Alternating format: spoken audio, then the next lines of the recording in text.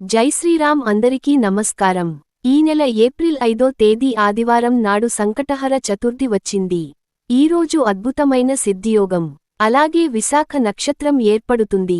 కాబట్టి ఇంతటి శక్తివంతమైన సంకటహర చతుర్థి రోజున భక్తిశ్రద్ధలతో వినాయకుడిని పూజిస్తే మీ కుటుంబం కష్టాలన్నీ వెంటనే తొలగిపోయి మీ ఇంటికి మంచి రోజులు ప్రారంభమవుతాయి. కాబట్టి ఈ అవకాశాన్ని అసలు వదులుకోకండి. సంకటహర చతుర్థి పూజా విధానం పాటించాల్సిన నియమాల గురించి ఈ వీడియోలో తెలుసుకుందాం. ముందుగా ఈ వీడియోకి ఒక లైక్ కొట్టి ప్రతి ఒక్కరూ జై శ్రీరామ్ అని కామెంట్ చేయండి. మనం ఏ పూజ ప్రారంభించిన ముందుగా వినాయకుడిని పూజిస్తాము. అయితే ఈ సంకటహర చతుర్థి రోజున ఎవరైతే వినాయకుడిని పూజిస్తారో అలాంటి వారికి భోగభాగ్యాలు ప్రసాదిస్తానని స్వయంగా వినాయకుడి వరం ఇచ్చాడట. కాబట్టి ఈ ఆదివారం ఏప్రిల్ 5వ తేదీన ఈ సంకటహర చతుర్థి రోజున మీ ఇంట్లోనే చాలా సులభంగా వినాయకుడిని పూజించండి. ఈ గణపతి వ్రతాన్ని ఎలా చేయాలంటే ఉదయాన్నే ఇంట్లో గణపతిని పూజించి బియ్యంతో గణపతికి ముడుపు కట్టాలి. ఆడవారు ఉదయం అంతా ఉపవాసం ఉండి సాయంత్రం మళ్లీ పూజ గదిలో దీపం వెలిగించి ఉదయం కట్టిన ముడుపులు తీసి అందులో ఉన్న బియ్యంతో పరమాన్నం తయారు చేసి ఆ పరమాన్నాన్ని గణపతికి నివేదించాలి. ఈ విధంగా 2 పూటలా గణపతిని పూజించి సాయంత్రం చంద్రుడిని చూసి మీ ఉపవాసాన్ని విరమించి భోజనం చేయవచ్చు. ఇది చాలా శక్తివంతమైన సులభమైన వ్రతం. కాబట్టి ఈ వ్రతాన్ని ఎలా చేయాలో పూర్తిగా తెలుసుకుందాం. ఈ వీడియో మీ కంటబడింది అంటే మీరు అదృష్టవంతులనే చెప్పవచ్చు. స్త్రీలు ఉదయాన్నే నిద్ర లేచి ఇంటిని శుభ్రం చేసుకుని ఇంటి గడపలకు పసుపు రాసి ఇంటి ముందు ముగ్గు వేసి పూజ గదిలో కూడా ముగ్గు వేసి గణపతిని పూజించాలి. మీ పూజ గదిలో ఉన్న గణపతి చిత్రపటానికి కుంకుమ బొట్లు పెట్టి ఎరుపు రంగు మందార పూలతో గణపతిని అలంకరించుకోండి. ఎర్రటి మందార పూలతో గణపతిని పూజిస్తే మీ పూజకు రెక్కింపు పుణ్య ఫలితం లభిస్తుంది. అయితే మందార పూలు అందుబాటులో లేని వారు ఎరుపు రంగు గులాబీ పూలతో పూజించండి. అయితే అనారోగ్య సమస్యలతో బాధపడేవారు తెల్ల జిల్లేడు పూలతో గణపతిని పూజించండి. మీ ఆయుష్షు పెరుగుతుంది. పూజ గదిలో గణపతి చిత్రపటం లేని వారు పసుపుతో చిన్న గణపతిని తయారు చేసి గణపతిని పూజించండి. గణపతి పూజ కోసం గరికను సిద్ధం చేసుకోండి. గరిక అంటే గణపతికి చాలా ప్రీతికరమైనది. కాబట్టి ఈ సంకటహర చతుర్థి రోజున ఓం గం గణపతయే నమః అనే మంత్రాన్ని చదువుతూ 21 గరిక పోచలతో గణపతిని పూజించండి. గణపతి ముందు 2 దీపాలు వెలిగించి గణపతికి నమస్కారం చేసుకోండి. ఇక గణపతికి నైవేద్యంగా కుడుములు లేదా ఉండ్రాళ్లు నివేదించండి. ఒక ఆర్థిక ఇబ్బందులతో బాధపడేవారు కొబ్బరి బెల్లం కలిపి గణపతికి నివేదిస్తే తన లాభం సిద్ధిస్తుంది. ఈ విధంగా గణపతిని పూజిస్తూ గణపతికి ముడుపు కట్టండి. ఒక ఎరుపు రంగు కాటన్ వస్త్రాన్ని కానీ పసుపు రంగు వస్త్రాన్ని కానీ తీసుకోండి. ఆ వస్త్రానికి 4 వైపులా పసుపు కుంకుమ రాయండి. అవసరంలో 3 గుట్టల బియ్యం, 2 ఎండు ఖర్జూరాలు, 2 తమలపాకులు, 2 పక్కలు అలాగే దక్షిణగా 11 రూపాయలు పెట్టి 3 ముడుపులు వేసి ముడుపు కట్టండి. నీ మనసులో కోరికలు చెప్పుకుంటూ ముడుపు కట్టాలి. ఈ ముడుపును వినాయకుడికి ఎదురుగా పెట్టి హారతి కర్పూరం సమర్పించి గణపతికి నమస్కారం చేసుకోండి. నీ పనుల్లో పదే ఆటంకాలు ఎదురవుతుంటే ఓం గం గణపతయే నమః అనే మంత్రాన్ని 108 సార్లు జపించండి. మీ పనుల్లో అడ్డంకులు లేకుండా విజయాలు సాధిస్తారు. చివరగా సంకటహర చతుర్థి వ్రత కథను చదివి కొబ్బరికాయ పగలగొట్టి తలపై అక్షింతలు వేసుకుని 3 ప్రదక్షిణాలు చేసి మీ పూజను ముగించుకుంది. ఈ విధంగా ఉదయం 9 గంటల లోపు ఇంట్లో దీపారాధన పూర్తి చేసుకుని మీ దగ్గరలో ఉన్న గణపతి దేవాలయానికి వెళ్ళండి. ఈ సంకటహర చతుర్థి రోజున గణపతి దేవాలయానికి వెళ్లి 5 ప్రదక్షిణాలు చేయండి. మీ జీవితంలో ఎదురయ్యే ఆటంకాలు అన్నీ తొలగిపోయి విజయ ప్రాప్తి కలుగుతుంది. అలాగే నీ మనసులోని కోరికలు త్వరగా నెరవేరాలంటే గణపతి దేవాలయానికి వెళ్లి గణపతికి గరిక మాల సమర్పించండి. నీ మనసులోని కోరికలు ఖచ్చితంగా నెరవేరుతాయి.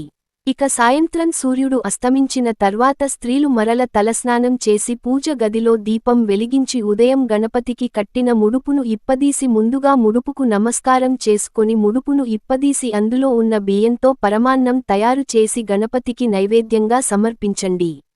అలాగే ముడుపులో ఉన్న తమలపాకులు వక్కలు తీసి దైవ ప్రసాదంగా స్వీకరించవచ్చు. అలాగే ముడుపులో ఉన్న 11 రూపాయలు బిళ్లలను మీ బీరువాలో పెట్టుకోండి. స్త్రీలు ఉదయం అంతా ఉపవాసం ఉండి సాయంత్రం దీపం వెలిగించి చంద్రుడిని చూసి మీ ఉపవాసాన్ని విరమించవచ్చు. అలాగే వినాయకుడికి నివేదించిన పరమాన్నాన్ని కుటుంబం అంతా ప్రసాదంగా స్వీకరించాలి. ఈ విధంగా చాలా సులభంగా ఈ సంకటహర చతుర్థి రోజున ఎవరైతే గణపతిని పూజిస్తారో అలాంటివారు కోరిన కోరికలన్నీ ఖచ్చితంగా నెరవేరుతాయి. ఈ సంకటహర చతుర్థి రోజున ప్రతి ఒక్కరు మీ ఇంటి ముందు 2 దీపాలు వెలిగించండి. మీ ఇంటికి పట్టిన అష్టదరిద్రాలన్నీ తొలగిపోయి మీ ఇంట్లోకి పాజిటివ్ ఎనర్జీ ప్రవేశిస్తుంది. అలాగే ఈ రోజున ప్రతి ఒక్కరు చంద్రుడిని చూడండి, ఎందుకంటే ఈ సంకటహర చతుర్థి రోజున చంద్రుడిని చూసి నీ మనసులో ఏదైనా కోరుకునే నమస్కారం చేసుకోండి, మీరు కోరిన కోరికలన్నీ వెంటనే నెరవేరుతాయి.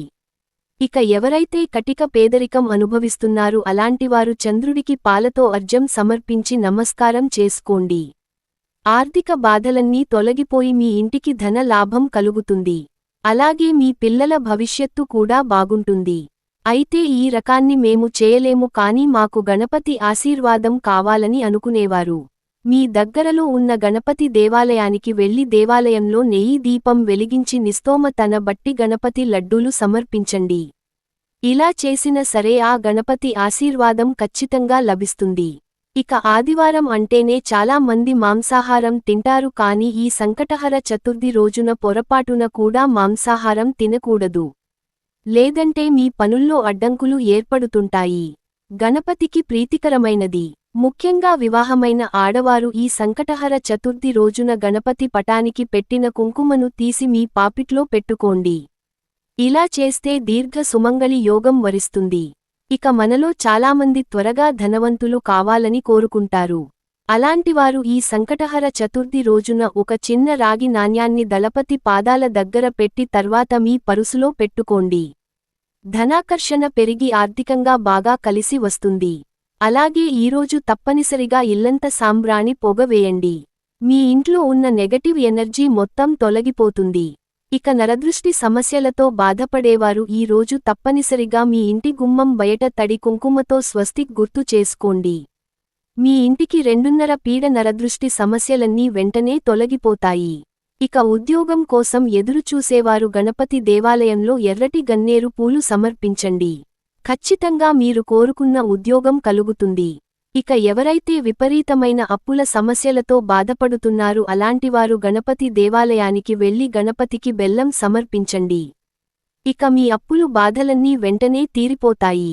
ఇక వివాహ ప్రయత్నాలు చేసేవారు 21 పసుపు కొమ్ములను ఒక పసుపు దారానికి కట్టి గణపతి పటానికి వేసి ఇంట్లో పూజ చేసుకోండి.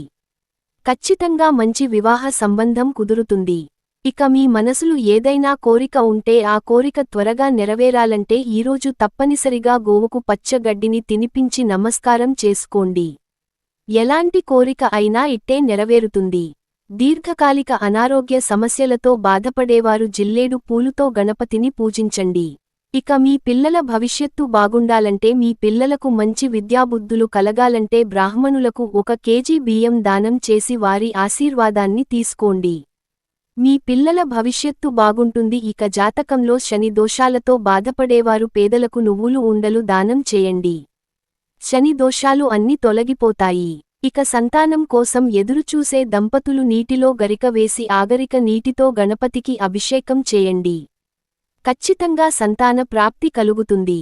ఈ విధంగా ఈ సంకటహర చతుర్థి నాడు గణపతిని పూజించి ఇలాంటి చిన్న చిన్న పరిహారాలు పాటిస్తే మీ కష్టాలన్నీ వెంటనే తీరిపోతాయి. ఈ వీడియో నచ్చితే ఒక లైక్ కొట్టి మీకున్న ధర్మసందేహాలకు కామెంట్ చేయండి. అలాగే ప్రతి ఒక్కరూ జై శ్రీరామ్ అని చేయండి.